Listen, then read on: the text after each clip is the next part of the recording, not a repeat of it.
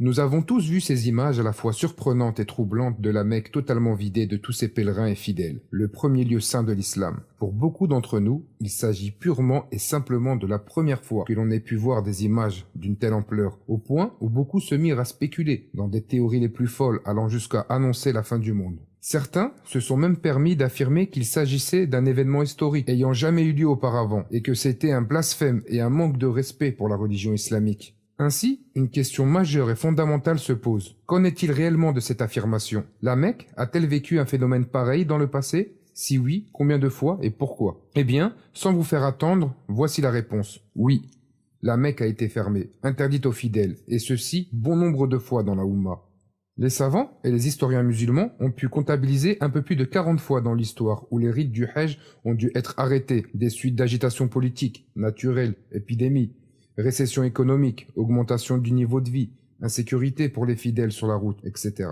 40 fois, subhanallah, et ceci uniquement depuis la mort de notre noble messager, sallallahu alayhi wa sallam. Voyons ensemble quelques-unes des fois où la Mecque a été fermée et le pèlerinage interdit pour les musulmans. L'an 865, massacre sur le mont Arafat. Correspondant à l'an 251 de l'Hégire, le Hajj de cette année a été annulé, pour cause le massacre de milliers de pèlerins le jour de Arafat, dans la vallée de Arafat, lorsque la Mecque fut attaquée en plein Hajj, à des fins politiques, par Ismaïl ibn Yusuf el-Alawi. La décision d'arrêter le Hajj a été prise alors que les pèlerins étaient déjà beaucoup d'entre eux à Arafat et qu'ils étaient en vêtements d'ihram, les tissus blancs qui caractérisent les rites du Hajj. Imaginez-vous, des milliers de personnes venues des 4 coins du globe se virent interdits de faire le Hajj alors qu'ils avaient déjà commencé. L'an 930, les Qarmites volent la pierre noire, Hajar el-Aswad. En l'an 317 de l'Hégire, les Qarmites, une secte issue du chiisme, se lance dans une attaque de la mosquée sacrée de la Mecque, commettant un crime odieux, tuant les pèlerins et s'emparant de la pierre noire pour la conserver dans un lieu secret durant 22 ans. Elle n'a été restituée qu'en l'an 339 de l'Hégire, soit 22 ans plus tard. Pourquoi ont-ils fait tout cela? Tout simplement parce qu'ils avaient une vision mauvaise de l'islam et une mauvaise compréhension de la religion.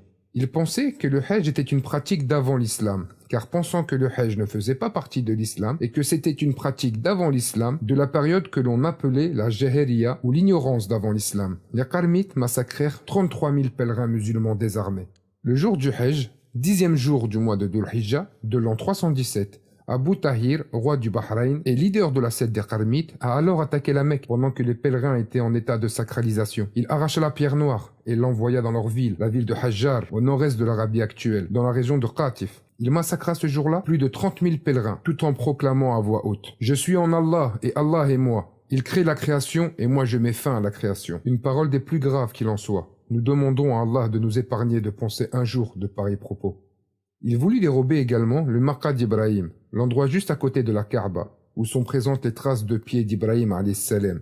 L'année suivante, en 318 de l'Hégire, les Qarmites ont décrété que le Hajj se ferait dans leur propre ville, et ils placèrent la pierre noire volée autour d'une grande maison, et ils ordonnèrent aux gens d'accomplir le Hajj à cet endroit. Les musulmans refusèrent, et là encore, beaucoup d'entre eux furent massacrés. L'an 983, durant le califat des Bani Abbas et Bani Ubayd.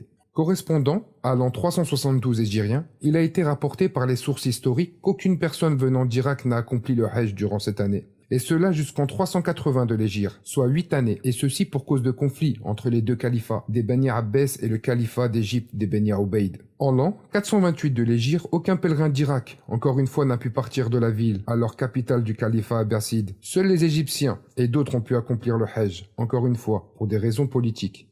L'an 1253, retour au Hajj des gens de Bagdad, après 10 ans de coupure. Année 650 de l'Hégire, les gens de Bagdad ont pu retourner après 10 ans de coupure, accomplir le Hajj, et cela après la mort du calife Al-Muntansir, 10 années encore une fois, l'interdiction du Hajj. L'an 1257, aucune personne du Hijaz n'aura accompli le Hajj. Le Hijaz, c'est la péninsule arabique. En l'an 655 de l'Hégire, aucune personne ne résidant dans la région du Hijaz ne put accomplir le Hajj, et aucun étendard de roi ne fut levé cette année à la Mecque. L'an 1814, épidémie de la peste. Cette année-là, 8000 personnes sont mortes au Hijaz de la peste, seulement de cette région. Le Hajj fut grandement impacté par cette maladie. L'an 1831, épidémie venant d'Inde. En 1246 hégirien, soit moins de 2 siècles avant nous, pendant les jours du Hajj, un virus venant d'Inde s'est propagé. L'an 1837, propagation d'une épidémie. 6 ans plus tard, une épidémie, jusque-là inconnue d'un virus, s'est propagée pendant le Hajj durant 3 années consécutives, jusqu'en 1840. L'an 1846. Propagation du choléra pendant plusieurs années. Une épidémie du choléra s'est propagée entre les pèlerins pendant les jours du Hajj et est restée jusqu'en 1850 pendant 4 années. Elle reviendra en 1865 ainsi qu'en 1883, soit pendant une vingtaine d'années presque. L'an 1858. Fuite du Hijaz vers l'Égypte. Une grosse épidémie s'est propagée chez les gens, les poussant à quitter le Hijaz vers l'Égypte. Le gouvernement égyptien de l'époque a mis en quarantaine tous les réfugiés d'Arabie dans une région appelée Bir Anbar pour éviter la propagation du virus. L'an 1864. 1000 pèlerins meurent par jour. Un virus très puissant, tuant près de 1000 personnes par jour, se propageant entre les pèlerins. Quelques années plus tard, l'Égypte envoya plusieurs médecins à Médine et mit en place une zone de quarantaine sur la route entre la Mecque et Médine pour les arrivants à la Mecque. L'an 1892. Accumulation et entassement des corps inertes suite au choléra. Suite à la propagation du choléra pendant les jours du Hajj et nombreux décès suite à ce virus, le nombre de morts fut tellement important que corps de pèlerins s'entassèrent les uns sur les autres. Ceci par manque de temps de prise en charge des corps pour les enterrements. Cela a provoqué beaucoup d'autres décès qui ont eu lieu le jour de Arafat. Et à Mina, nous avons atteint le pic record de décès. L'an 1895. Apparition du typhoïde. Un virus semblable à une fièvre de type typhoïde ou une dysenterie, maladie infectieuse provoquant des diarrhées graves, amené par les voyageurs venant de Médine, il commença par faire quelques victimes à Arafat, pour finir le dernier jour à Mina. L'an 1987, méningite. Une grande épidémie de méningite frappa les pèlerins, touchant plus de 10 000 pèlerins. L'an 6, le pacte d'El Hudaybiyah. Le mois de Dhul Qidda, de la 6e année de l'Hégire, le messager d'Allah, sallallahu alayhi wa sallam, sortit avec un groupe de 700 hommes de Médine, se dirigeant vers la Mecque pour accomplir les rites du Hajj. Sur la route, alors qu'ils étaient à moins de 100 km de leur lieu d'arrivée, les musulmans furent arrêtés par les polythéistes et empêchés d'accomplir le Hajj. Le messager d'Allah, sallallahu alayhi wa sallam, avait lui-même porté le ihram blanc et avait l'intention de faire le Hajj, mais Allah en décida autrement pour le meilleur des hommes.